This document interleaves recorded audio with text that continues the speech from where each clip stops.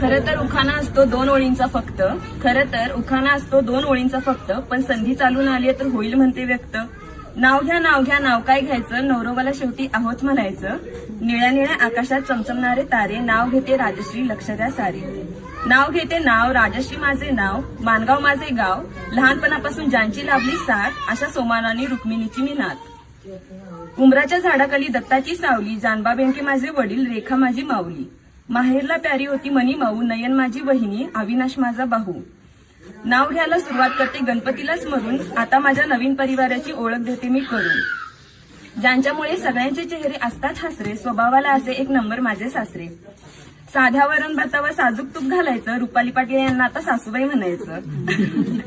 छोटी छोटी म्हणत घरभर फिरणारी सुकन्या आता नंदुबाईचा तोरा गाजवणार. पाटलांच्या परंपरा जपण्याचा मी संपूर्ण प्रयत्न करणार.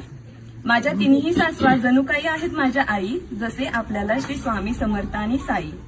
बहिणी समान आहेत माझ्या तिन्ही नंदुबाई, नाव त्यांचे आरती वर्षा आणि सुकन्या ताई. गावात होती नदी, नदीला होता तीर, दीपकदादांनी रोशनदादा माझे दीर. श्रेया साधू माझे लेक, त्यांना आवडतो खाऊ. संजीवनी आणि प्रियांका माझ्या मन मिळावू जाऊ. अशा माझ्या संसाराची गोष्ट मी देवाला सांगते आणि माझ्या संपूर्ण कुटुंबासाठी मी दीर्घायुष्य मागते. बेनकेंची लेक आता पाटलांची सून होणार, मी सगळ्यांचा मनापासून सांभाळ करणार, गुण्या गोविंदाने संसार करणार.